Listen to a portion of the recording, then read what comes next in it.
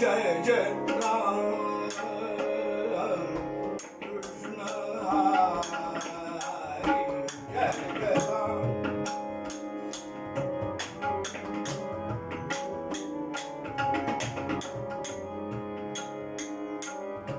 कृष्ण हरि जय जय राम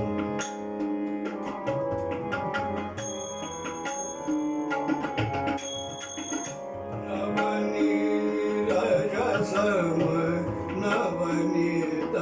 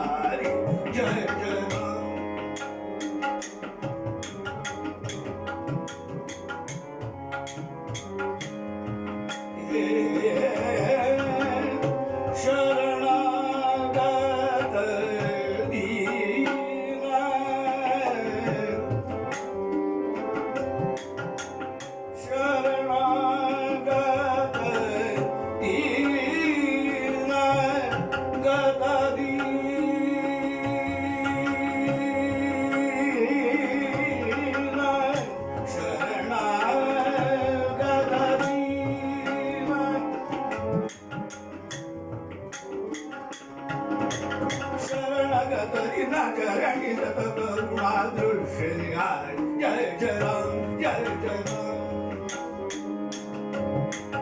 शरणगत दीना चरणी रत करुणा दृष्टि निहाय जय जय राम जय जय राम जय जय राम कृष्ण हाय जय जय राम सीताराम चरणी लक्ष लागो राजा राम चरणी लक्ष लागो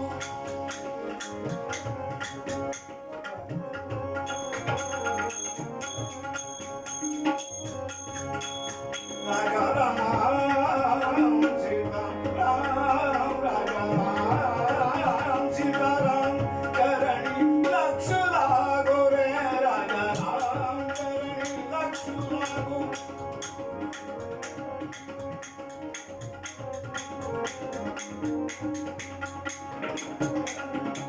कीर्तन संग रामा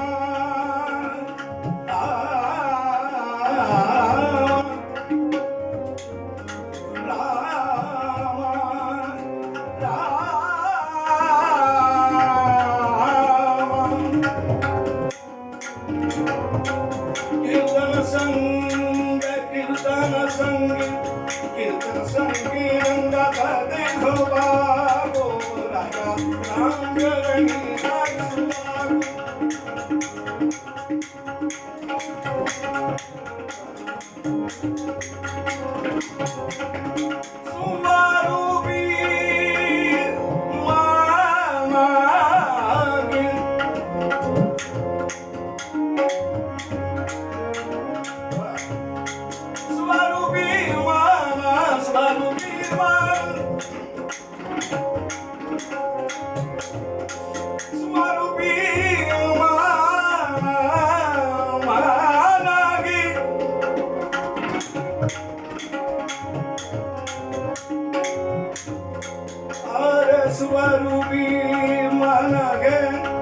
स्वरूपी मन लाविता सौख्य आमन काम क्रोधादी जाती निज धाम राम चरणी राजू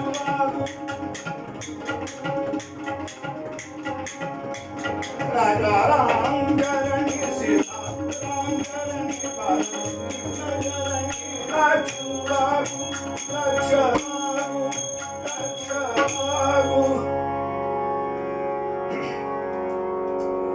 रघुपति राघव राजा राम पतित पावन सीताराम रघुपति राघव राजा राम पतित पावन सीताराम रघुपति राघव राजा राम पतित पावन सीताराम रघुपति राघव राजा राम पतित पावन सीताराम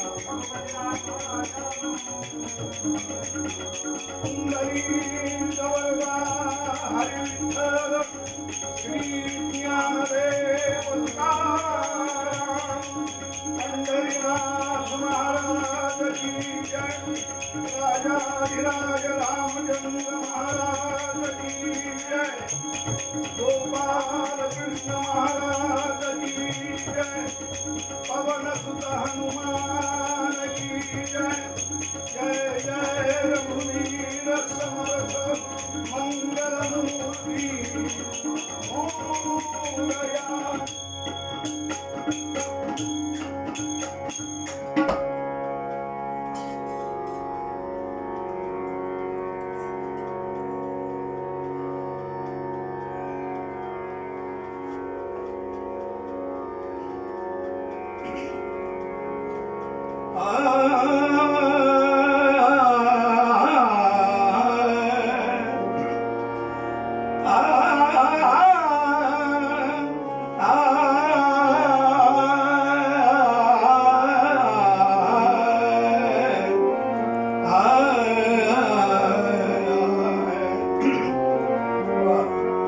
सेवा करीन मनोभावे तुझी सेवा करीन मनोभावे तुझी सेवा करीन मनोभावे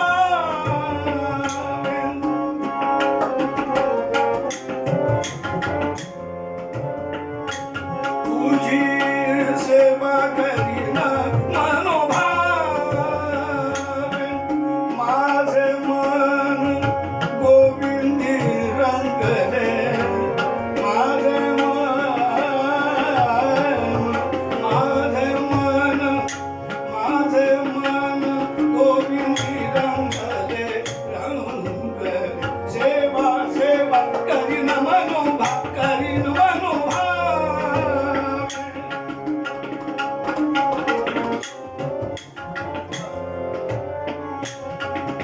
नवसिये माझे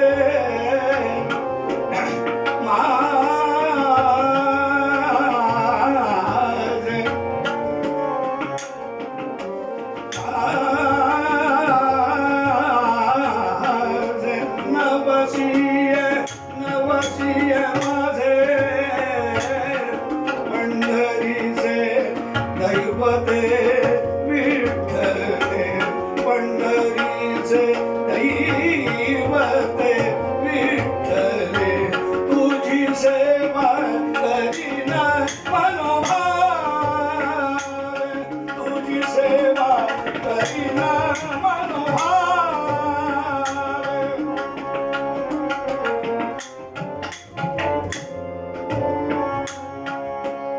बाप रघुमदेवी वरु विठ्ठल विठ्ठल विठ्ठल हो विठ्ठल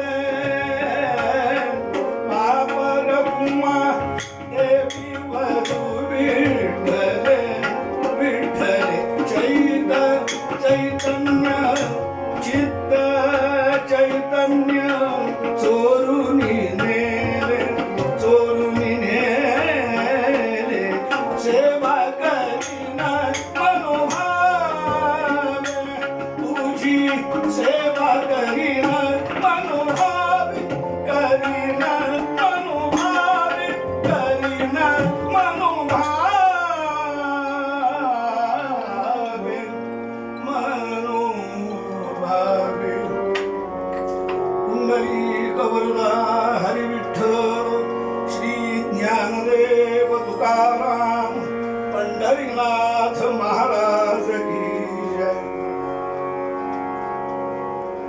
श्रोते हो,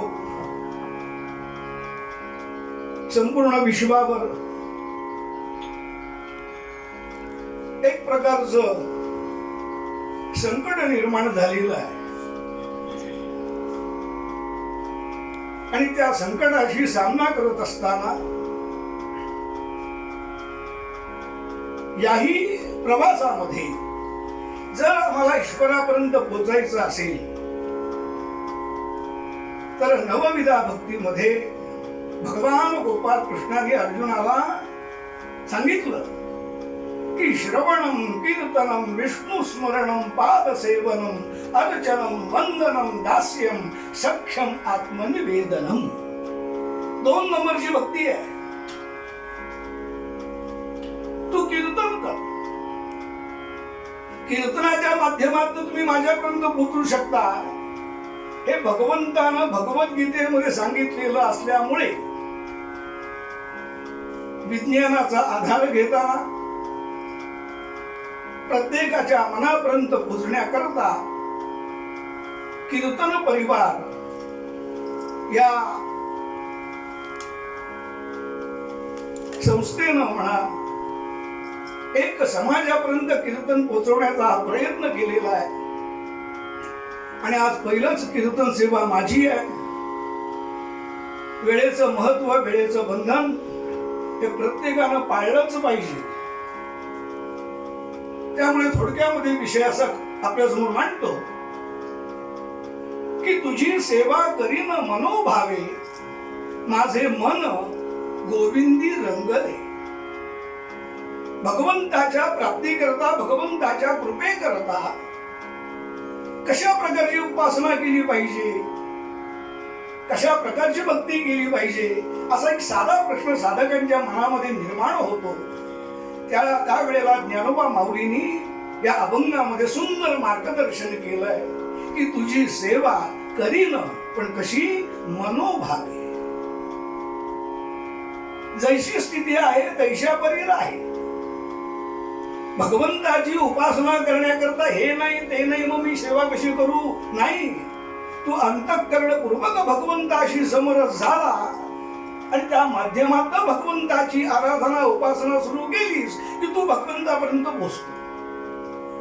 त्यामुळे भगवंताची उपासना करणं हे अत्यंत महत्वाचं आहे. म्हणून माऊली म्हणतात की नुसतं तुम्ही तुझी सेवा करीन, तुझी सेवा करीन असं न म्हणताना तुझी सेवा करीन मनोभावे. नुसतं भगवंताला आश्वासन देऊ नका, करीन तेवढीप्रमाणे करीन. समाजातल्या काही लोकांनी यावर शंका अशी निर्माण केली, ते म्हणाले की गाव बुवा तुझी सेवा करीन मनोभावे असं तुम्ही सांगता, ज्याची मनोभावे सेवा करायची तो या जगात आहे का? कारण समाजातले काही तथाकथित घटक आहेत की जे देव मानत नाही, उलट लोकांना त्या ईश्वरापासून मार्गापासून विभक्त करण्याचा, परावृत्त करण्याचा प्रयत्न करतात की या जगामध्ये देव नाही. मग हे सगळं चाललेलं म्हणजे थोतांड आहे. जगात देव असेल तर तो आम्हाला दाखवा आणि 20,000 रुपये बक्षीस घेऊन चला. देव दाखवा, 20,000 रुपये बक्षीस घेऊन चला. आता मला सांगा, देव काय दाखवण्याची वस्तू आहे का हो? का खिशात घालून फिरण्याची वस्तू आहे? बघा हा देव नाही. भगवंताच्या जवळ गेल्याशिवाय, भगवंताच्या स्वरूपाशी तद्रूप झाल्याशिवाय, एकरूप झाल्याशिवाय भगवंताच्या अस्तित्वाची या जीवाला, या देहाला, या मनाला अनुभूती येत नाही. संत म्हणाले की जर ते असं म्हणतात की देव दाखवा आणि 20,000 रुपये बक्षीस घेऊन चला, तर त्या लोकांना संतांनी प्रतिप्रश्न केला की देव नाही अशी जागा दाखवा आणि 40,000 रुपये बक्षीस घेऊन चला. देव कुठं नाही हो. जळी स्थळी काष्टी पाषाणी आहे ना देव. दगडामध्ये देव आहे, टाकडामध्ये देव आहे, दिसत नाही पण या संपूर्ण अवकाशामध्ये देव आहे का नाही?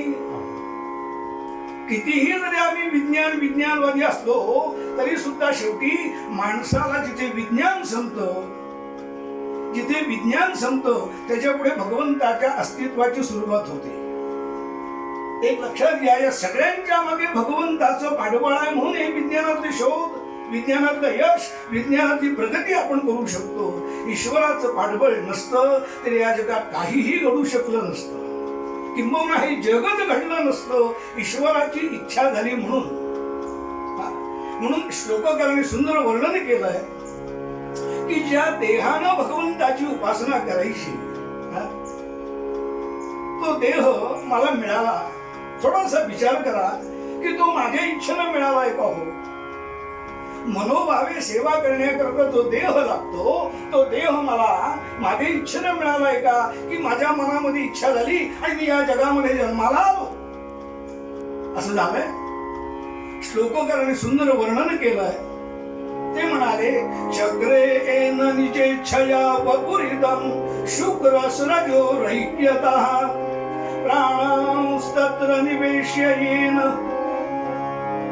जठरे रक्षा कृता वन्निता दत्तं येन च जन्म कर्म लपनं सोऽद्यापि भारक्षमः कोऽस्मान् पालयतीति चिन्तनपरैः मूढैर्वृथा भूयते अवधूत चिंतन श्री गुरुदेव. श्लोककार सांगतात,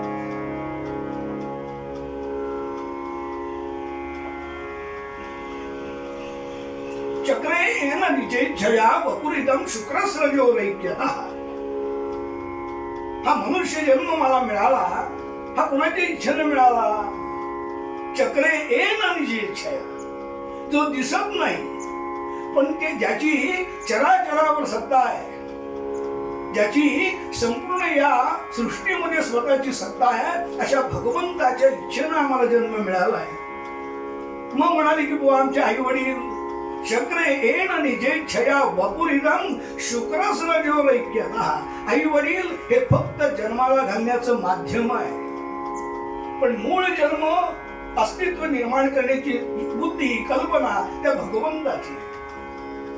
आणि मग मी मातेच्या उदरामध्ये या जीवाचा अंशात्मक जन्म झाला. तुम्ही म्हणाल की बुवा उदरात कसा जन्म झाला? कारण आपण जेवायला बसताना एक श्लोक म्हणतो, म्हणजे बाकीचे श्लोक कुठले पाठ नसले तरी हा श्लोक सगळ्यांचा पाठ. वदनी कवळ घेता नाम घ्या श्री हरीचे, वदनी कवळ घेता नाम घ्या श्री हरीचे. जेवायला बसल्यानंतर सुरुवात, पण शेवटी तो असं म्हणतो, उदर भरण नोहे जाणी जे यज्ञ कर्म. मग उदर भरण म्हणण्यापेक्षा जठर भरण नोहे जाणी जे यज्ञ कर्म. जठराचं काम काय आहे की आपण जे या मुखातनं आतमध्ये ढकलतो त्याचं आतमध्ये भस्म करणं. खाल्लेल्या प्रत्येक पदार्थाचं भस्म करणं एवढंच काम जठराचं आहे. तुम्ही काही खा, कुणी काय काय खावं हा प्रत्येकाचा वैयक्तिक प्रश्न आहे, पण जे आपण आहार रूपानं पोटात ढकलतो मुखाद्वारे त्याचं भस्म होतं. मग मला सांगा की मातेच्या उदरामध्ये हा अंशात्मक जीव जन्माला आला आणि 4 महिन्यानंतर तो अंश जो होता ना त्याचा मांसाचा गोळा तयार झाला मातेच्या उदरामध्ये. बघा काय गंमत आहे. अंशात्मक जीव जन्माला येतो आणि हळूहळू 4-3 महिन्यामध्ये त्याचा मांसाचा गोळा तयार होतो. असं म्हणतात, मला अनुभव नाही, पण माझे कीर्तनातले गुरुवर्य कैलासवासी दत्तदास बुवा घाट सुंदर दृष्टांत सांगतात किंवा सुंदर कथानक सांगताना म्हणाले की कोंबडीनं म्हणे चुकून जर सोनं गिळलं, कोंबडीनं चुकून जर सोनं गिळलं तर ते सोनं कोंबडीच्या जठरामध्ये वितळतं. एवढी उष्णता त्या कोंबडीच्या जठरामध्ये असते. मग जिच्या उदरामध्ये सोनं वितळतं इतकी उष्णता जिच्या जठरामध्ये आहे, अशी आमच्या पोटात विचारते का नाही?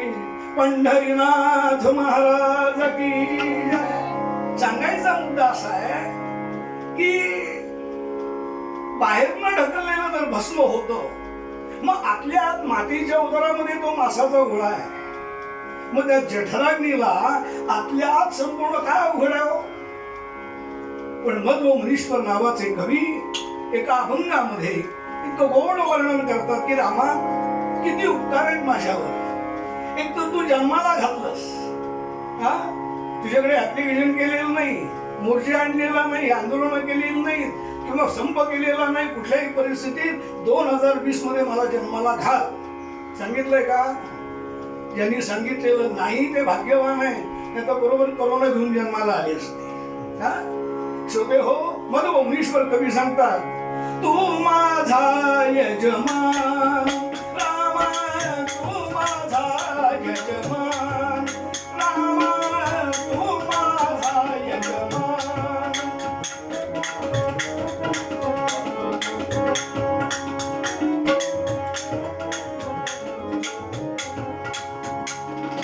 जननी जठरी रक्षले मज, जननी जठरी रक्षले मज, जननी जठरी,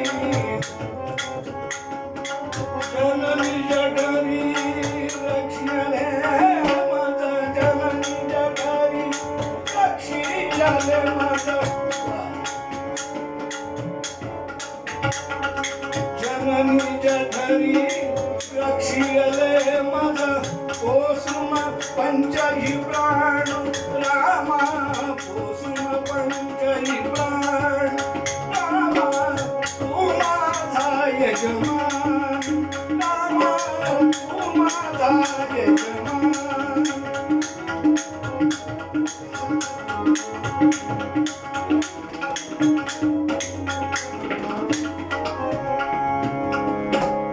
जननी जठरी रक्षले मज. मध्व मुनीश्वर कवी म्हणाले की त्या जठराग्नीपासून तू माझं रक्षण केलंयस. श्रोते हो, भगवंताच्या इच्छेमुळेच ते रक्षण झालं. शिवाय 9 महिने 9 दिवस पूर्ण होण्याच्या आधी हात, पाय, कान, नाक, डोळे, अवयव तयार झाले मातेच्या त्या उदरामध्ये. आणि 9 महिने 9 दिवस पूर्ण झाल्यानंतर या जगामध्ये ती माता, ती भगिनी प्रसवते आणि सुंदर गोंडस अशा लेकराला जन्म देते. मला सांगा, जन्माला येताना आपण काही जन्माला येताना घेऊन येतो का हो? हा, काय आणतो आपण? तर अगदी पंतप्रधानाच्या घरी जन्माला येऊ द्या, त्या कीर्तनकाराच्या घरी जन्माला येऊ द्या, येताना काही आणतो का? एसी उघडा, जासी उघडा. हा, येताना काही आणत नाही, जाताना काही नेत नाही, तरी सुद्धा लोक अब्जावधीच्या मागे का लागलेत कळत नाही. कुठंतरी थांबलं पाहिजे, तरच माणूस या विश्वामध्ये समाधानी होईल. जोपर्यंत अपेक्षा संपत नाही, आशा संपत नाही, मोह संपत नाही, तोपर्यंत हा जीव कायमच दुःखी राहील. आणि म्हणून संत म्हणाले की मी येताना काही आणलेलं नाही, पण श्लोककार म्हणाले की येताना मी आणलंय. काय आणलंय? दत्तम येन च जन्म कर्म लपनम, पूर्वजन्मी केलेल्या कर्माचे लेपाटे घेऊन मी जन्माला. आणि या जन्मामध्ये मला त्या कर्मांच्या या गोंधळात मुक्त व्हायचं आहे. आणि मग मुक्त होत असताना मला भगवंताची मनोभावे सेवा करायची की जी त्याला आवडेल, पचेल, रुचेल. त्याकरता मध्व आमचे ज्ञानेश्वर महाराज सांगतात की बाबांनो, जर तुम्हाला भगवंताला आवडेल, पचेल, रुचेल अशी जर सेवा करायची असेल तर त्याकरता भगवंताला कायम नवस सायास करत बसू नका. मग भगवंताला आवडेल, पचेल, रुचेल, भावेल अशी गोड मनानं भगवंताची सेवा करा. देव भावाचा भुके लाव. ईश्वर फक्त तुमच्या प्रेमाचा, तुमच्या मनामध्ये असणाऱ्या एकमेकाबद्दलच्या जिव्हाळ्याचा अभिलाषी, अपेक्षी आहे. आणि त्याप्रमाणे अशी भगवंताची उपासना कुणी केली. एतद विषय थोडक्यात चरित्र भाग आपल्यासमोर ठेवायचा आहे. पूर्वरंग इथे थांबवतो. मूळ अभंगामध्ये आमचे कवी ज्ञानेश्वर महाराज सांगतात,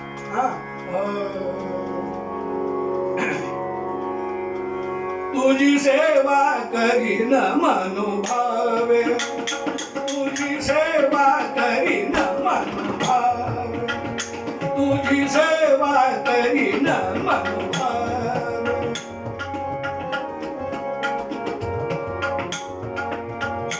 तुझी सेवा करीन मनोभावे माझे मन माझे मन माझे मन गोविंदी रंगले तुझी सेवा करीन मनोभावे तुझी सेवा करीन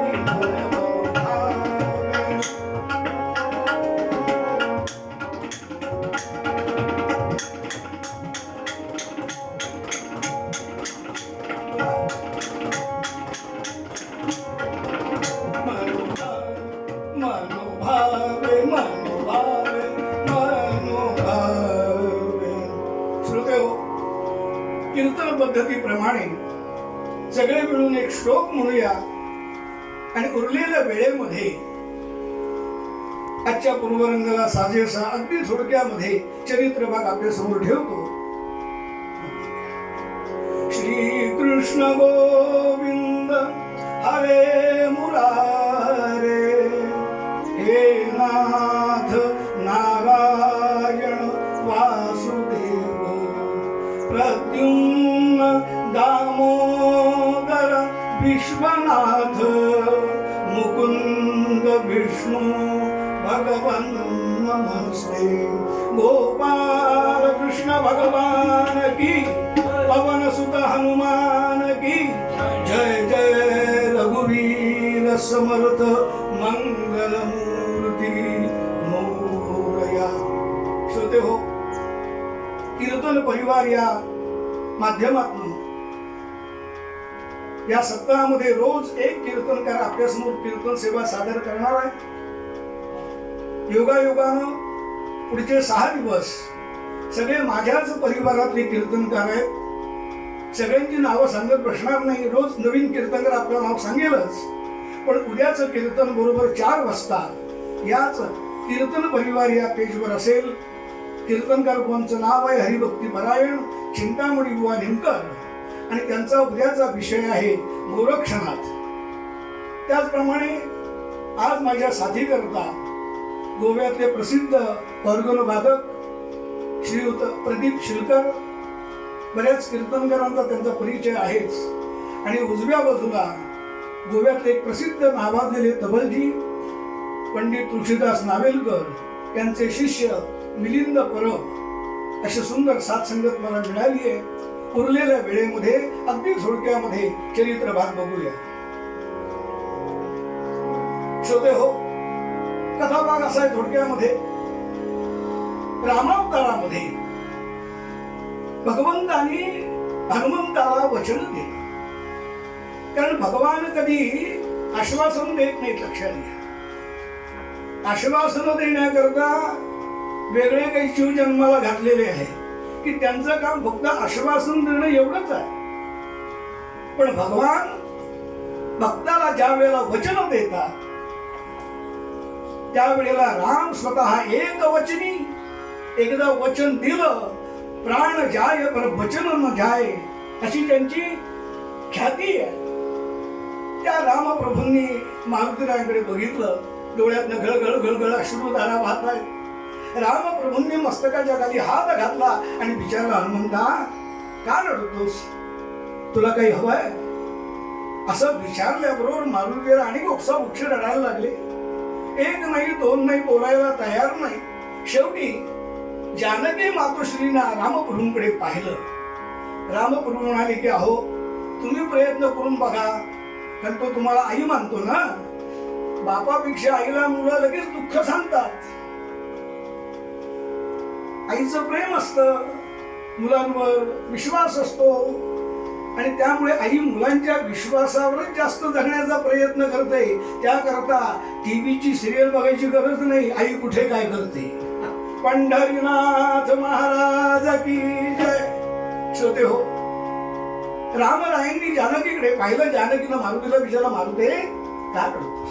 सांगितलं, आई मला का अशी नको आहे, फक्त मला एकाच गोष्टीचं दुःख होत आहे की आता माझे प्रभू रामावतार संपणार म्हणतात आणि पुन्हा मला राम दिसणार नाही. म्हणून मी दुःखी आहे. रामप्रभूंनी बघितलं, अरे वेड्या, हे मला सांगायचं ना, मी अवतार घेणार दुसरं, म्हणजे या अवतारात मी दुसऱ्या अवतारात जाणार आहे. मग तू मला जर विचारलं असतं, मी तुला सांगितलं असतं. त्याकरता जानकीने सांगितलं, हे पहा, त्याला काय ते आता पटकन सांगा. रामप्रभूंनी सांगितलं, हनुमंता, मी तुला असं वर देतो, यस्य स्मरण मात्रेण, तू ज्या क्षणाला माझं स्मरण करशील त्या क्षणाला तुझ्याकरता मी तुझ्यासाठी हजर आहे. आणखी काही वर हवाय? मारुतीला केवढा आनंद झाला. आणि श्रोते हो, त्रेता युगातलं राम पर्व संपलं. रामांनी आपला देह शरयू नदीच्या स्वाधीन केला.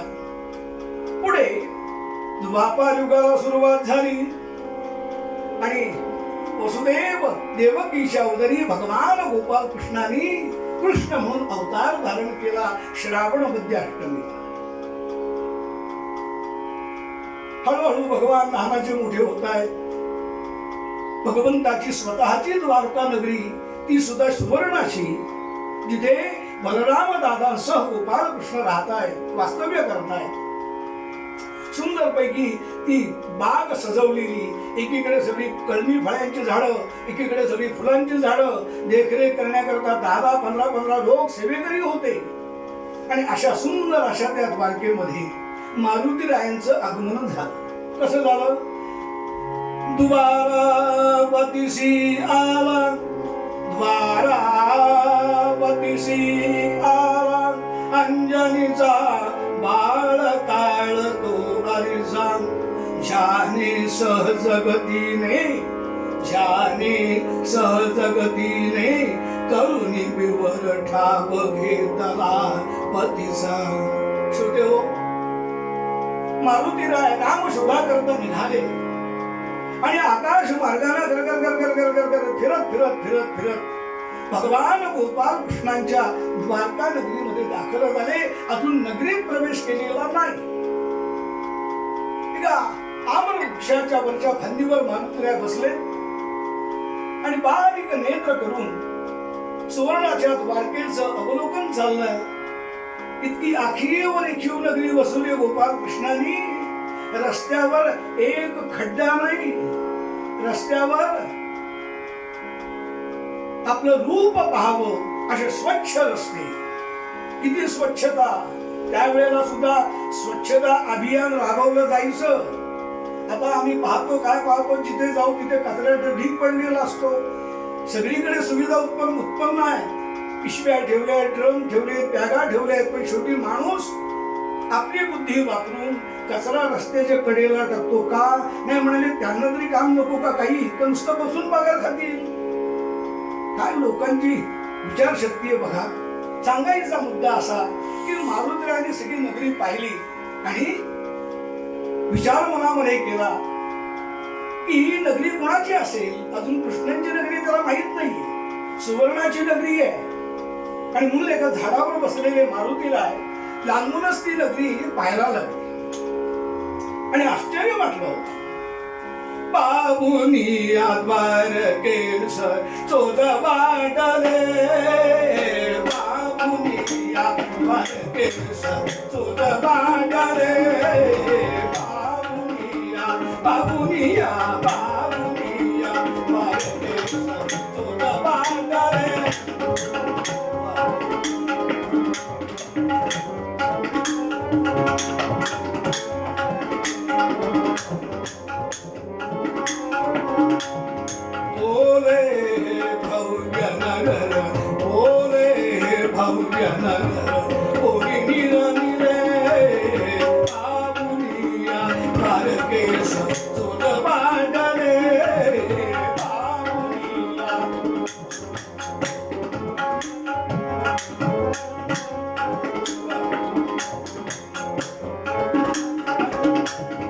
कांचनमय सदनेहि, कांचनमय सदनेहि, कांचनमय सदनेहि, कांचनमय सदनेहि,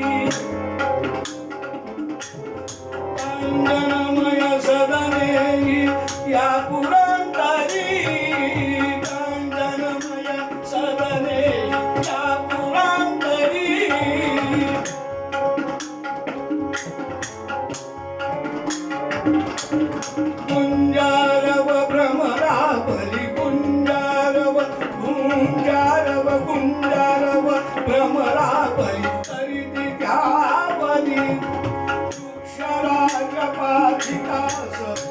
घती भरे बाबुनिया द्वारके शोध मांडले बाबुनिया बाबुनिया बाबुनिया बाबुनिया बाबुनिया द्वारके शोध मांडले.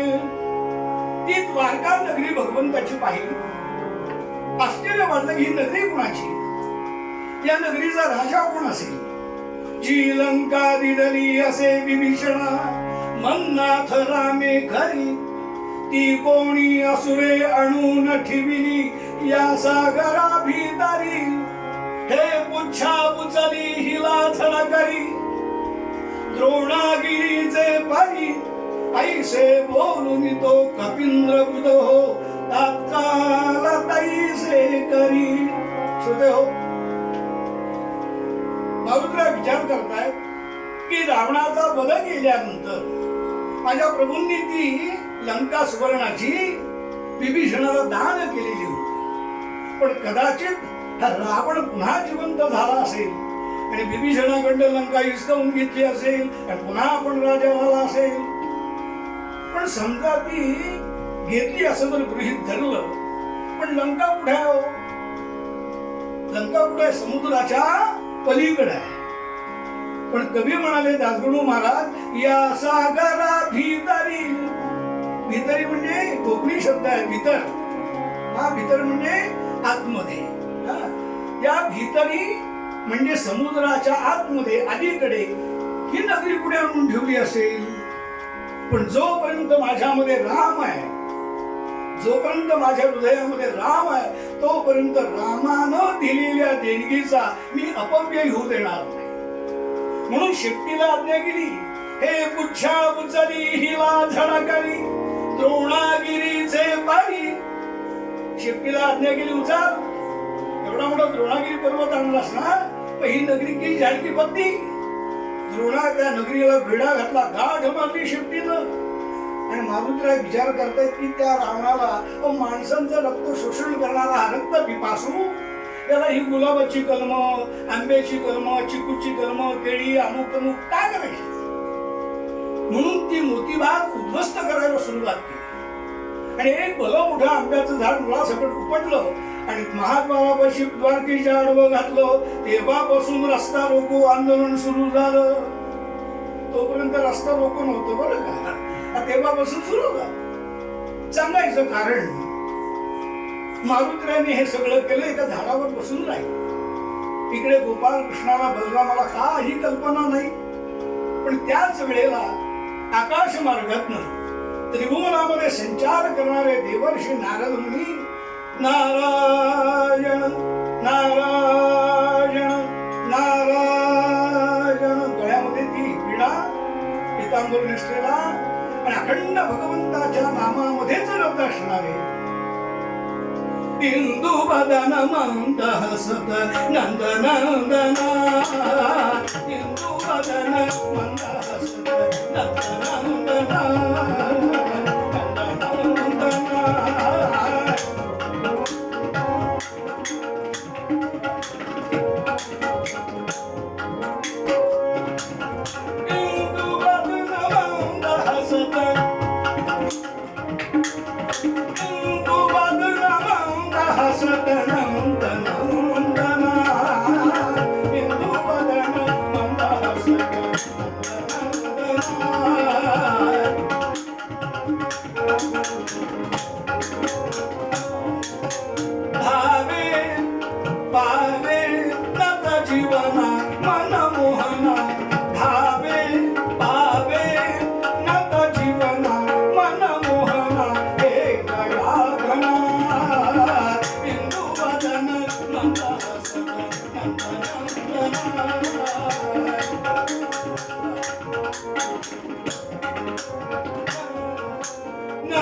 नंदन नंदन नंदन. श्रोते हो, नारायण नारायण. द्वारकेच्या बाहेरच उभे आणि नारद मुनीने एवढं मोठं ते झाड बघितलं आणि विचार करतात की आजपर्यंत भूतलावर रस्ता रोको बंद वगैरे ऐकतो, पण द्वारकेमध्ये भगवंताच्या उडी मारून पलीकडे म्हणजे आतमध्ये गेले द्वारकेत. सगळी पाप नासधूस करून टाकलेली आणि अत्यंत भयानक असं ते सगळं मोतीबाग करून टाकलेली, उद्ध्वस्त केलेली भयावह दृश्य दिसायला लागलं. आणि झाडावर बसलेल्या कपीकडे नारदांचं लक्ष गेलं आणि मनात ओळखलं बरं का की हे उद्योग कुणी केलेले आहेत सगळे. पण आता नारद मुनी विचार करतायत की अनेसा संधी आली आहे, अवसर बार बार नाही आवे. भगवान गोपाल कृष्णांना नाहीतरी एकाला अद्दल शिकवायचीच आहे. ऐती संधी चालून आलेली आहे की ज्याला आपल्या शक्तीचा, आपल्या सत्तेचा एक प्रकारचा नकळत का होईना अहंकार निर्माण झालाय. अरे एवढा विश्वाला व्यापून उरणारा परमात्मा ज्याचा भाऊ आहे, लहान भाऊ आहे, पण कुठंतरी मी मोठा आहे हा अहंकार त्या भक्तीमध्ये प्रेमामध्ये आडवा येतो आहे. हा अहंकार नाहीसा झाला पाहिजे याकरता नारदाने भूमिका बदलली आणि लांबून बघितलं आणि बोलायला सुरुवात केली. हे मूर्खा, हे माकडा, हे वांद्रा, अरे या नगरीचा राजा जो बलराम, त्याला जर कळलं ना की तू बाकीची नासधूस केलेली आहेस तर तो तुला बांधून समुद्रामध्ये फेकून देईल. असं ऐकल्याबरोबर त्याला मूर्खा म्हटलं.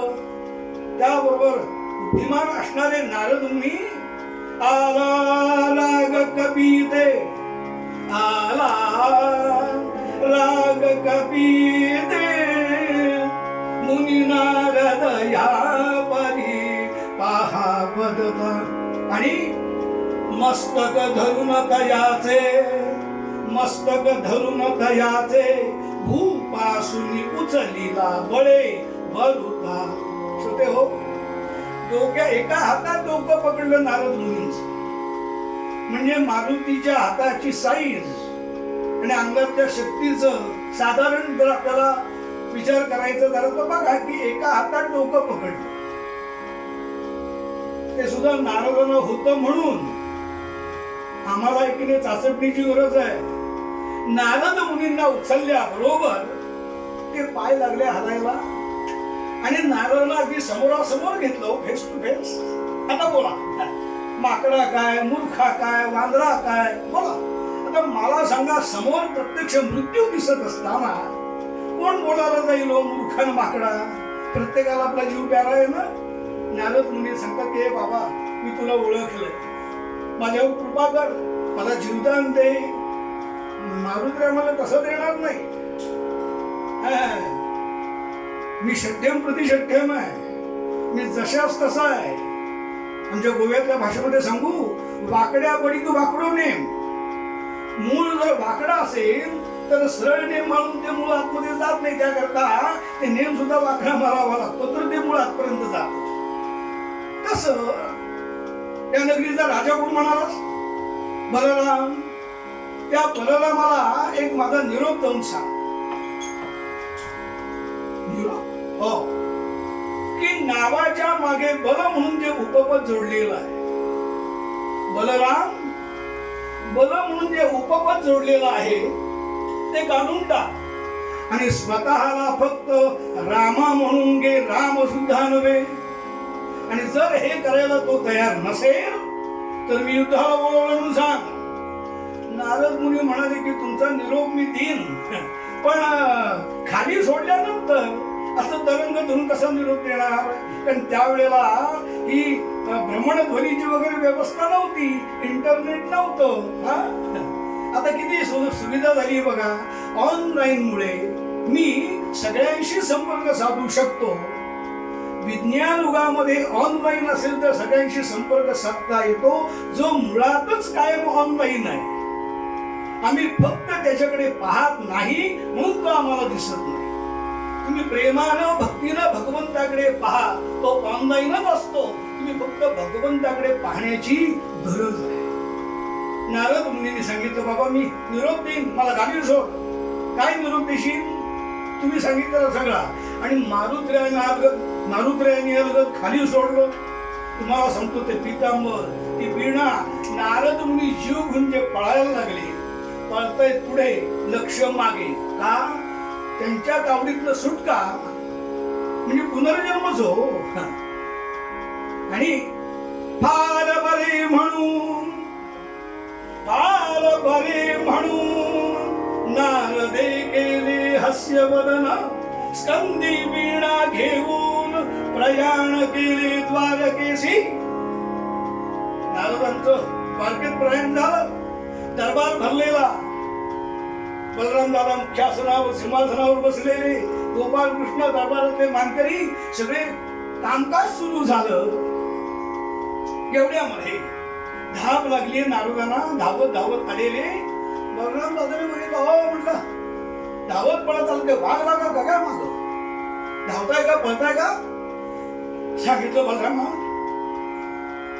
बाबा तुला निरोप देतो म्हणजे माझं काम संपलं. मी त्याच्या हातात तावडीतनं सुटून आलोय ना, हाच माझा पुनर्जन्म आहे. आणि त्यांनी तुझ्यासारख्या बलाढ्य बलवान असणाऱ्या बलरामाला आव्हान केलंय म्हटल्याबरोबर बाकीच्यांनी लगेच म्यानात तलवारी सपासप बाहेर काढल्या सेवकांनी. बलराम दादांनी खांद्यावर गदा घेतली, नारदा फक्त नाव सांगा, एका गदेच्या प्रहारानं चूर्ण करून टाकेन, अजून मला ओळखलेलं नाही. मनात नारद मुनी म्हणाले, त्याकरताच तर तो आला ओळख करून घेण्यात. काय निरोप दिलाय? नारद मुनी निरोप सांगतायत. गोपाल कृष्ण गालातल्या गालात आपल्या आत्यात हसतायत बरं का. हाल धारा रेवती वरान, हाल धारा रेवती वरान, ऐक मगिरा आपुले कहाणी, आपुले कहाणी.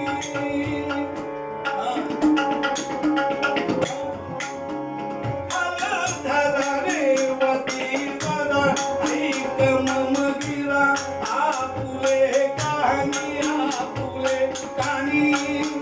संदेश कबीर तुलसी धाडीला जाणी.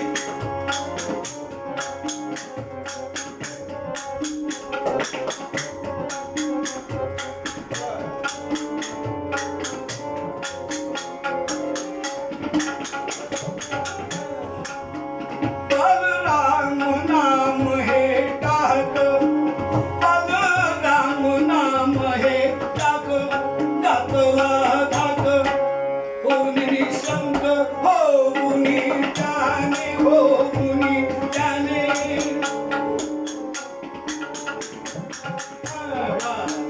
बलराम नाम हे टाक, घातला धाक, होऊनी शंक, बैसुनी त्याने. बलरामा म्हटलं नाही का, अरे स्वतःला समजतो कोण? झाडाचा एक कष्टीत पाला खाणारं वानर, आणि त्या वानरानं तुझ्यासारख्या नवनाथ सहस्त्रबलीला आवाहन करावं पटलं नाही. पण असं आहे, ज्याची खावी पोळी त्याची वाजवावी टाळी. मलाच तो मारून टाकणार असता, पण त्यांनी या अटीवर मला सोडले जिवंत की या राजाला जाऊन निरोप दे, आणि जर तो बल उपपद काढायला तयार नसेल तर मग मी युद्धाला बोलवलं म्हणून सांग. बलराम दादा लागले हसायला. अरे झाडाचा पाला खाणारा वानर, आणि माझ्याशी मी नवनाथ सहस्त्रबली, आणि माझ्याशी युद्ध करण्याची भाषा करतोय. ठीक आहे, तर मी सुद्धा जायची गरज नाही. मग माझे लुंगे सुंगे आहेत ना, बसून पगार खाता येते. 9 वाजता आले की अंगठा लावतात, 5:30 वाजले की पुन्हा अंगठा लावतात. मधल्या काळामध्ये कुठं असतात ते सगळ्यांना अंगठा दाखवत फिरत राहतात. तसे अनेक माझ्याकडे आहेत. कोण आहे तिकडे? 2 जण बाहेरच उभे होते. महाराज, त्या मोठी बागेमध्ये एक वानर येऊन बसलंय म्हणे, झाडाचा पाला खाणार. बर, मग त्या माकडाला ताबडतोब बांधून घेऊन या. काय महाराज काम सांगितलं? माकडाला धरायचं. पुढे सीमेवर जायचंय, शत्रूशी युद्ध करायला, आमची नियुक्ती, आम्हाला अभिमान वाटला असता, आम्हाला वीर मरण आलं असतं तरी आम्ही पत्करलं असतं. पण त्या माकडाला धरायला मी सांगतोय तेवढं काम करा, ठीक आहे म्हणजे. आणि ते दोघ जण निघालो. जाता जाता रस्त्याने त्यांचं प्लॅनिंग सुरू झालं. तो म्हणाला, एक जण म्हणाला, हे बघ तुला माहित नाही, माकडाच्या शेपटीमध्ये म्हणजे लई ताकद असते. माकडाच्या शेपटीमध्ये फार ताकद असते. दुसरा म्हणाला की तुला माहित नाही, माकडाच्या हाताचा एक फटका खाऊन बघ, म्हणजे तू 10 दिवस उठणार नाहीस, कडकडून ताप येऊन थंडी येऊन तुला हॉस्पिटलमध्ये जाऊन आडवं व्हावं लागेल. दोघांचं प्लॅनिंग सुरू आहे. त्यापेक्षा एक काम करूया, आपण दोघं मिळून त्या शेपटीला धरून फरफडत आणूया, मग काय चालणार आहे त्याचं. असं दोघांचं प्लॅनिंग सुरू झालं. मारुती त्या झाडावर बसलेले तिथून पाहताय, अरे हा बलराम दादा येण्याच्या ऐवजी या लुंग्या सुंग्यांना पाठवलंय, यांना इथपर्यंत याचा तास तरी कशाला द्यायचा. मारुद्राने काय केलं, आपलं मूळ रूप टाकलं आणि एका अजस्त्र वानराचं रूप धारण केलं. आणि ते दोघं जण इकडे तिकडे बघताय, सगळी बाग उद्ध्वस्त झालेली, झाडं नाही, काही नाही. आणि एकाचं लक्ष गेलं. अरे म्हणलं, ते बघ भू भू भू भू, त्याला तो म्हणताय ना बोबडी वाळायची पाहिजे. अरे एवढं मोठं कुठं वानर असतंय का म्हणजे. ते वानर नसून भूत पिशाच आहे. तिथं जाण्यात काही अर्थ नाही, आपली पुढच्या वर्षी पुण्यतिथी होईल. म्हणून ते दोघं जण पळत पळत माघारी आले. सांगितलं, महाराज आम्हाला रविवारची सुद्धा सुट्टी नाही दिली तरी चालेल, आम्ही 7 दिवस कामाला येऊ, पगार वाढ नको, मागण्या नाही, यापुढे आंदोलन करणार नाही, संपावर जाणार नाही, फक्त आम्हाला जिवंत ठेवा. बलराम दादा म्हणाले, माकड कुठे आहे. माकड नाही, भूत प्रेत पिशाच आहे. ते माकड नाही, भूत भीत आहे रे. नारद मुनी म्हणाले, बलरामा ऐकलंस ना, अरे मी त्याच्या तावडीतनं सुटून आलो, हा माझा पुनर्जन्म समज. आणि तू लुंग्या सुंग्यांना पाठवलंस. अरे तू स्वतः जायचं सोडून यांना पाठवलं. कृष्ण ऐकत होते. कृष्णाने मध्ये जरा आपले 4 शब्द, मी काय म्हणतो दादा, तुम्ही नमनाक सहस्रबली आहात, तेव्हा तुम्ही एकटे जाऊन सुद्धा हे काम करू शकता. पण तरी सुद्धा मी तुम्हाला असं सुचवेन की तुमचं सगळं यादव सैन्य घेऊन चला. आणि तुम्ही म्हणजे काय की त्यानं किती जरी काही गडबड केली तरी त्याची सुटका तुमच्या तावडीत होणार नाही, असं म्हणतोच. सगळे सैनिक 56 कोट यादव घेऊन दादा निघाले द्वारकेतून. सगळं सैन्य मागे, दादा पुढे ती खांद्यावर गदा. अशा काही आविर्भावात दादा चाललेत की जणू काही मी माकडाला आता मारून टाकीन किंवा धरून तरी आणणार. इकडे मारुतऱ्यांनी लांबूनच बघितलं, आला म्हणजे आला. ज्याची प्रतीक्षा करत होता ना तो आला. मारुतऱ्यांनी काय केलं, आपलं मूळ रूप होतं ते घेतलं, मोठं रूप घेतलं ते टाकून दिलं मायावी रूप, आणि आपल्या शेपटीला आज्ञा केली की तुला जेवढं लांब होता येईल तेवढं लांब हो. त्याप्रमाणे सहस्त्र योजना लांब झालं शेपूट मारुतीरायांचं. आणि इकडे सैनिकांची गडबड सुरू झाली. हो दादा आम्ही कुठे उभं राहायचो, दादा आम्ही कुठे उभं राहायचो. दादा म्हणाले की जागा मिळेल तिथे उभं राहा, कुठल्याही जागेवर उभे राहा, काही भिवू नका, मी आहे. केवढा सपोर्ट दादांचा त्यावेळेला सुद्धा सैनिकांना. अर्ध सैन्य पुढे, मध्ये बलराम दादा, आणि उरलेलं सैन्य पुढे, आणि सगळ्यांनी शेपटीला धरलं. आणि आता ओढत न्यायचं. मारुतीने एकदा मागे वळून बघितलं. का बघितलं की चुकून जर एखादा बेसावधपणानं खाली जर राहिला तर त्याला असं वाटता कामा नये की प्रत्येक वेळेला हेच हवाई दौरे करतात, आम्हाला मात्र काही एकदा सुद्धा संधी देत नाही. निदान या वर्षी तरी एकदा संधी मिळावी. कारण काही असू द्या, आरोग्याचा असू द्या, कामाचा असू द्या, पण संधी ही मिळायला हवी. म्हणून मागे वळून बघितलं, सगळं सैन्य व्यवस्थित धरलेलं आहे. आणि गर्जना केली, राजाधिराज रामचंद्र महाराज की जय रघुवीर म्हणून उडाला, जय रघुवीर म्हणून उडाला, जय रघुवीर म्हणून उडाला, जय रघुवीर म्हणून उडाला, जय रघुवीर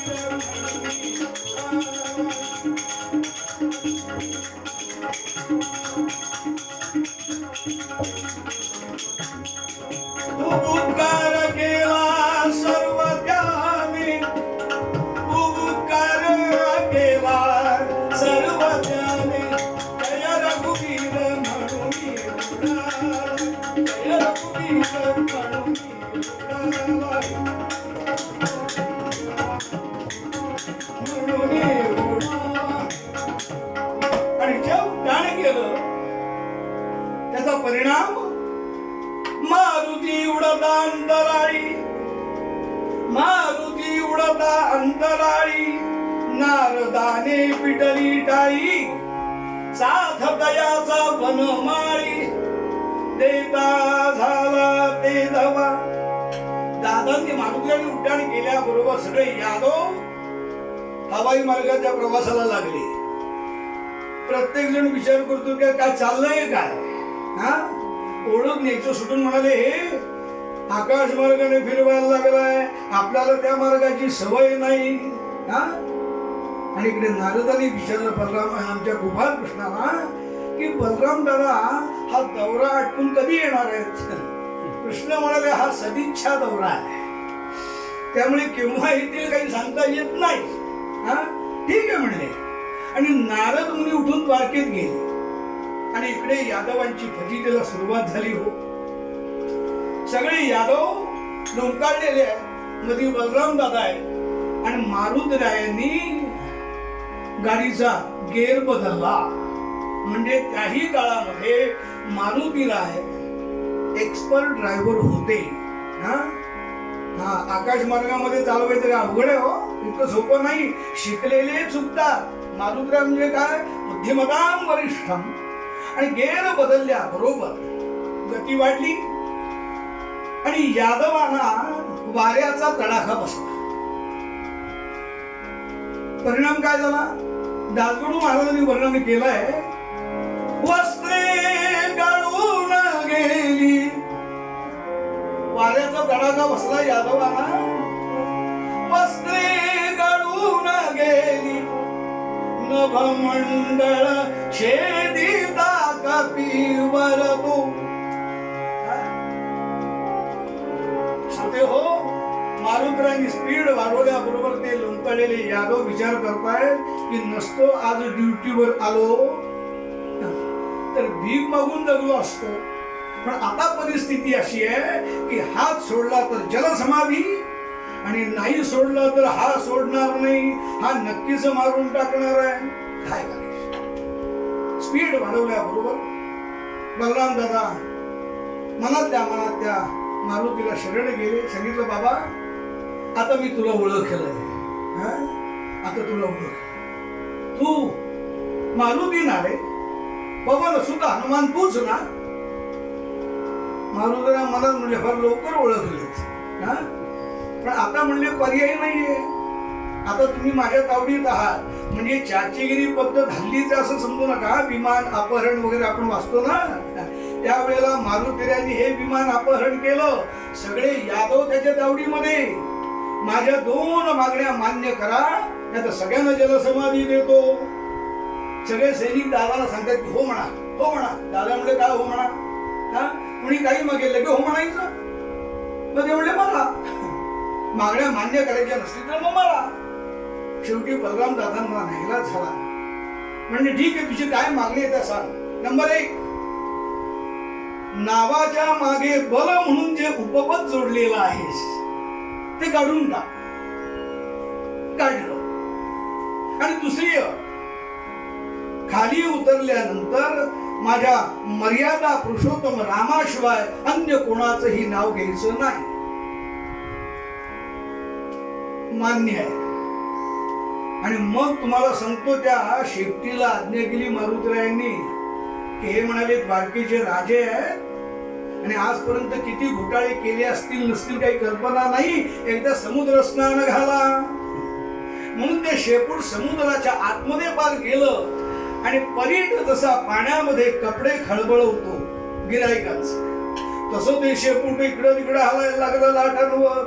त्याचा परिणाम सगळे यादव स्वच्छ धुतले आणि शेपूट झटकण्याकरता म्हणून उंच अशा पर्वताच्या शिखरावर शेपूट नेऊन झटकलं. त्याचा परिणाम नाग कोणाचे कान तुटून गेले हो, नाग कोणाचे.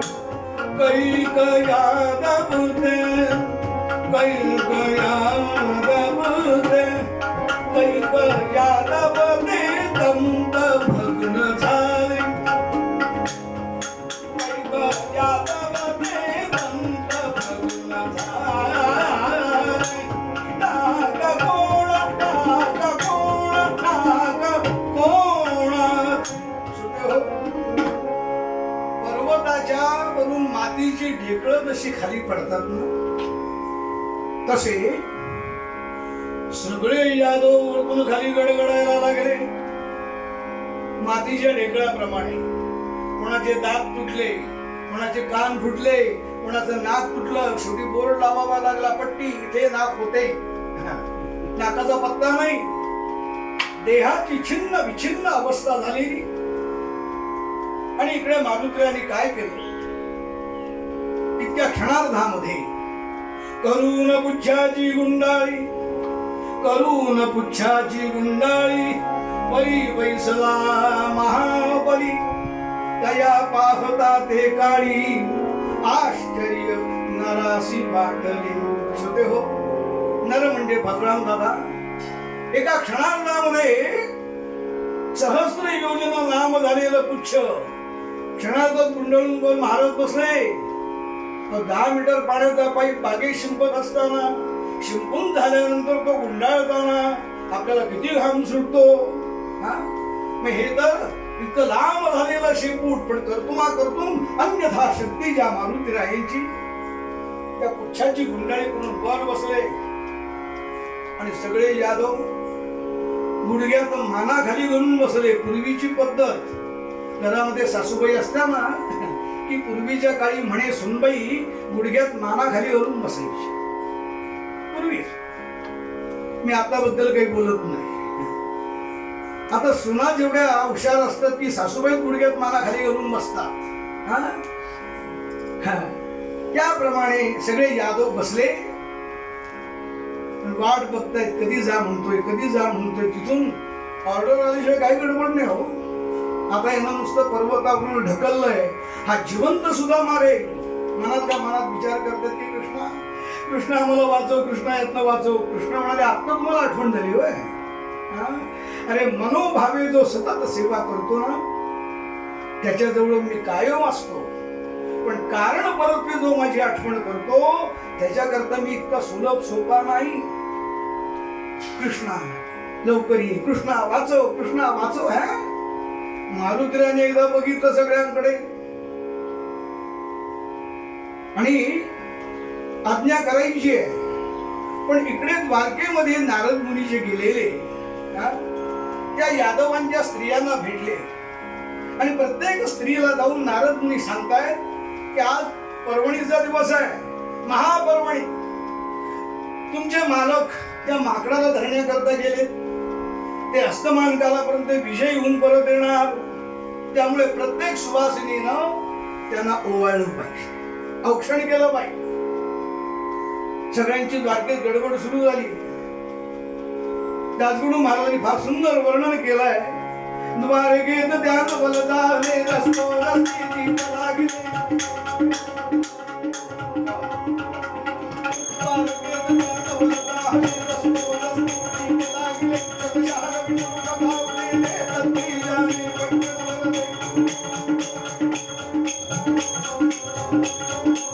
पौरजनांची झाली गर्दी. पौरजनांची झाली गर्दी.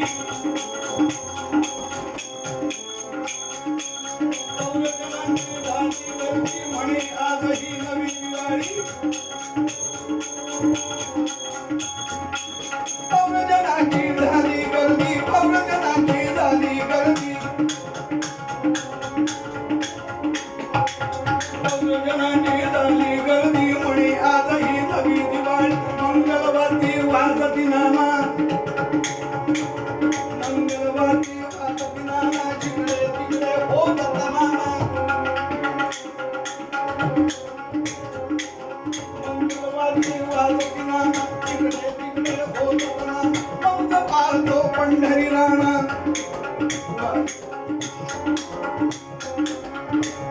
सगळ्या द्वारकेचं चित्र बदललं आणि सगळीकडे गुढ्या तोरणं उभारली गेली. घराघरामध्ये पताकांचं सुंदर मंडप सजले गेले. सुवासिनी स्त्रिया नाना प्रकारचे अलंकार धारण करून आपापल्या यजमानांना ओवाळण्याकरता तयारी करतायत. घरामध्ये गोडधोड पक्वान्नाचा सुवास सगळीकडे पसरलेला. आणि नारद मुनींना विचारताय, म्हणजे नारदा आमच्या यांचं आगमन कधी होणार? नारद मुनी म्हणाले काळजी करू नका, येतील. असं आहे ते त्याला खाली उतरवायचं, त्याला पकडून आणायचं, बरं तो इतका प्रबल आहे त्यामुळे वेळ लागेल, पण येणार हे नक्की. तुम्ही तयारीत राहा. सगळ्या सुवासिनी आता हातामध्ये पंचारती होऊन वाट बघताय आणि इकडे यादवांची फजिती सुरू झाली. सगळ्या यादवांना सांगितलं माध्यान्ह काल होता, दुपारचे सूर्य डोक्यावर आलेला, आता घरी जा. कृष्ण मनात म्हणले की आता जर हे इथे आले तर यांची फजिती करायला अनेक एक म्हणले संधी आपल्याकडे आहे. द्वारकेतल्या सगळ्या चोर वाटांना आतून कुलप लावली भगवंताने. एक महाद्वार पुढे ठेवलं जेणेकरून बलराम दादांनी महाद्वारातून द्वारकेत प्रवेश करावा. आणि इकडे नारद मुनी आणि गोपाल कृष्ण द्वारपालाच्या वेशामध्ये गदा घेऊन उभे. जा म्हटल्याबरोबर सगळे सैनिक निघाले उड्या मारत. दादाने सांगितलं, हे बाबांनो गडबड करू नका, घाई करू नका. आता दुपारी जर आपण गेलो तर वर्तमानपत्र वाले, व्हिडिओ कॅमेरे घेऊन, टीव्ही वाले कॅमेरे घेऊन तयार असतील आणि सगळीकडे हे म्हणले लाईव्ह प्रोग्राम दाखवला जाईल, आपली फजिती होईल. मग अस्तमान काल झाल्यानंतर, काळोख पडल्यानंतर आपण जायचं, म्हणजे तेरी बिछू मेरी बिछू, कोणाला काही कळणार नाही. अस्तमान कालापर्यंत हे कड्या कपारीने लपून राहिले आणि काळोख व्हायला लागला. सगळे सैनिक उतावीळ झालेले, दादा जाऊया, दादा जाऊया. दादा म्हणले, हे बघा मी या नगरीचा राजा आहे, मग त्यामुळे अर्ध सैन्य माझ्या पुढे, अर्ध सैन्य माझ्या पुढे, मधी मी आणि उरलेलं सैन्य माझ्या मागे. सैनिक पुढे हुशार होते. ते म्हणले, वा, लढायला आम्ही पुढे, मरायला आम्ही पुढे आणि परमवीर चक्र घ्यायला तुम्ही पुढे. आता तुम्ही पुढे, आम्ही तुमच्या मागे आहोत. तुम लढो, कपडे हम संभालते हैं. हा व्हायचं देऊ नये. आणि हो ना करता करता करता बलराम दादांनी महाद्वारामध्ये पाय टाकला. मात्र तत्पूर्वी सैनिकांना सांगितलं, आधी सगळ्या चोर वाटा बघा कुठली वाट मिळते का. म्हणून सगळीकडे सैनिक गेले, बघितलं तर सगळीकडे दारं बंद आहेत. सांगितलं, दादा एकही वाट शिल्लक नाही. दादा म्हणले, बहुतेक आपली वाट लागली, एकही वाट शिल्लक नाही, आता पर्याय नाही. म्हणून पाय द्वारकेत ठेवल्याबरोबर कृष्णाने पायात गदा घातली आणि विचारलं. कृष्ण म्हणे, हो दादा, वैराग्यासी असे कसे वरिले. दादा, अगं माकडाला धरण्याकरता म्हणून तुम्ही गेलात आणि एकदम संन्यासच घेऊन परत आलात. त्यावेळेला दादांना हे सगळं कळलं.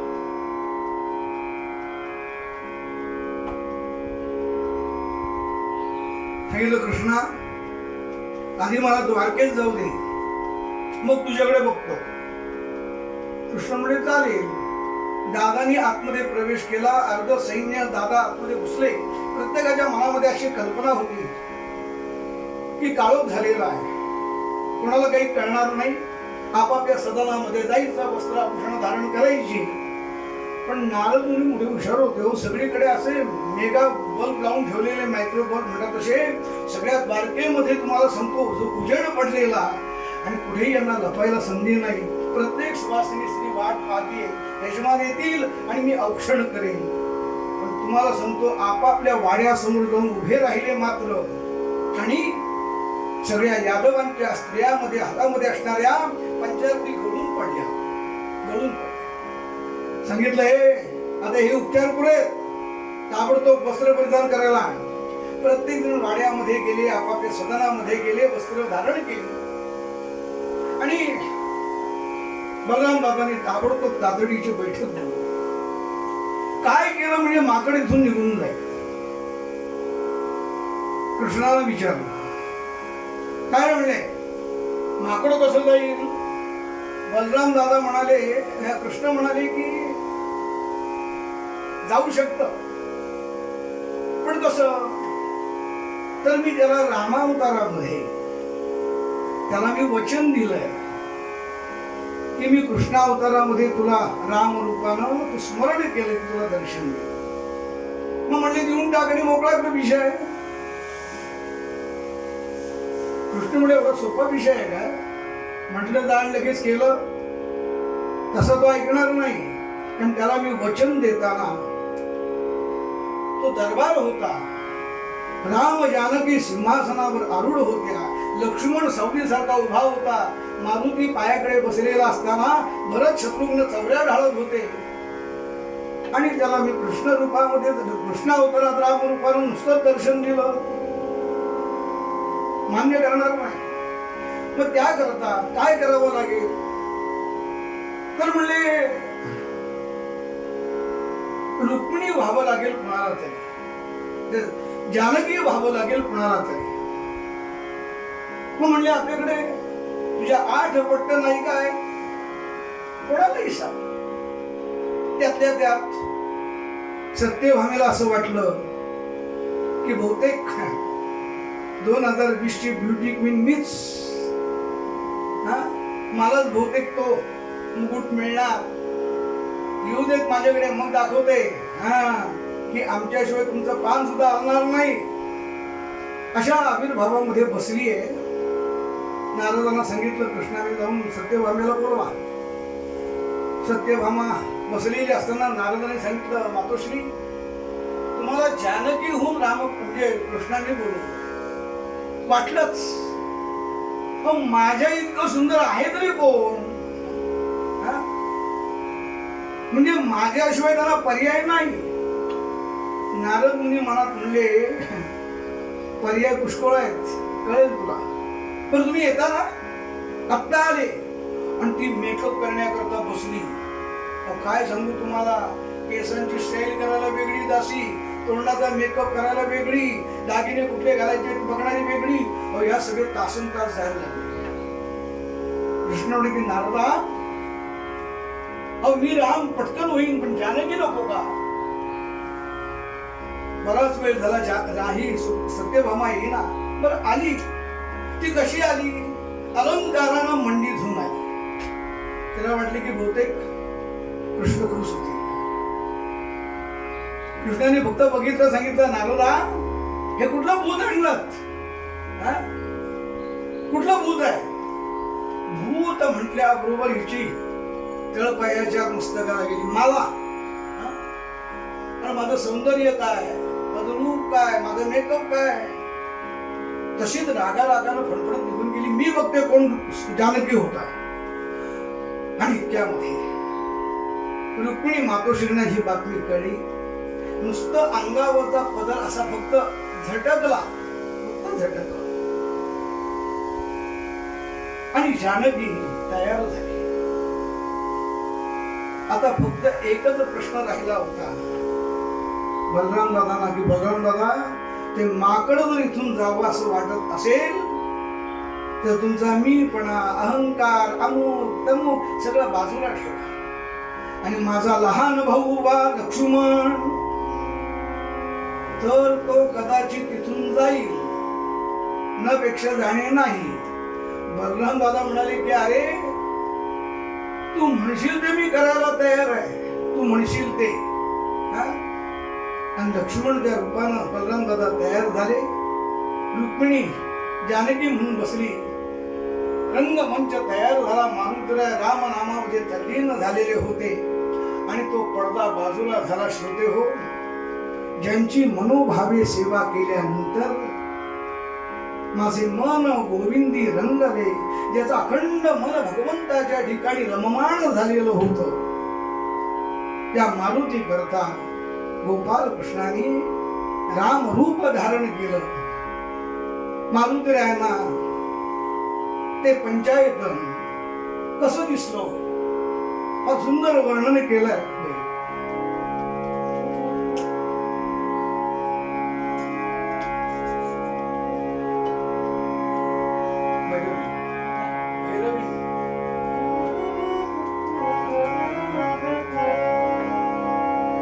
रत्न झाडीत सिंहासन, रत्न झाडीत सिंहासन,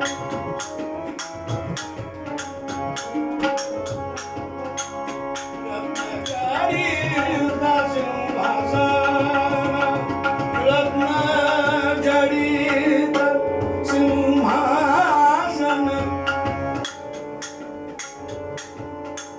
रत्नझडीत सिंहासन, परिशोभे रघुनंदन, परिशोभे रघुनंदन, रत्नझडीत सिंहासन.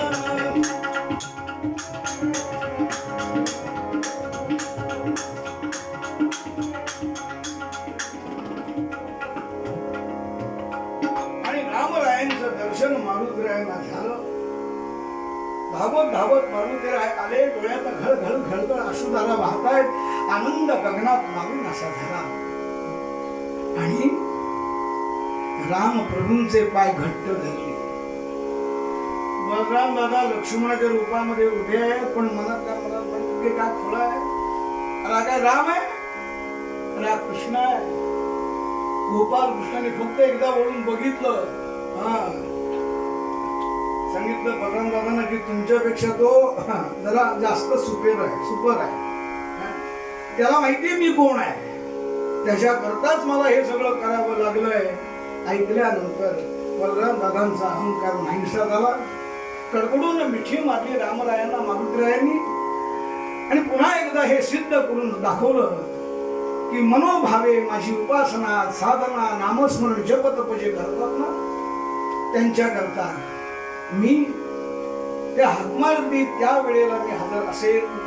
श्रोते हो, मग अशी उपासना, अशी साधना तुमच्या आमच्याकडनं व्हावी. कारण कलियुगामध्ये त्या निर्माण झालेल्या महामारीच्या रोगातनं मुक्त होण्याकरता औषध जेव्हा जन्माला येतील त्यावेळेला येतीलच, पण तत्पूर्वी अखंड रामनाम घेतलं. अधिक महिना चालू आहे. विष्णू सहस्रनामाच्या आवृत्त्या केल्या, रामरक्षक स्तोत्राचा पाठ केला तरी सुद्धा आरोग्याला निश्चित आधार मिळतो. आजारातनं तो मनुष्य बरा होतो. ही अनेक लोकांनी साधना करून सिद्ध केलेलं आहे. म्हणून मारुतीरायांनी जशी उपासना केली तशी तुम्ही आम्ही करूया. मूळ अभंगामध्ये, मूळ पदामध्ये ज्ञानोबा माऊली सांगतात. पुनश्च एक वार विनंती करतो की उद्या संध्याकाळी 4 वाजता हरिभक्तीपरायण चिंतामणी बुवा निमकर पुणे यांची गोरक्ष नाथ या चरित्रावर कथा सादर होईल. परिवार कीर्तन या पेजवरच त्यांचं कीर्तन असेल. परवाच्या कीर्तनकारांचं नाव उद्याच्या कीर्तनामध्ये जाहीर केलं जाईल. तेव्हा सर्वांनी या श्रवण भक्तीचा लाभ घ्यावा. पुनश्च एक बार साथीदारांना धन्यवाद देतो. प्रदीप शिलकर, विपुल परब या सर्वांचे मी आभार मानतो. बाकीच्या कोणाचे आभार मानणार नाही. मूळ अभंगामध्ये फक्त आणि ते ज्ञानेश्वर महाराज सांगतात, तुझी सेवा करीन मनोभाव, तुझी सेवा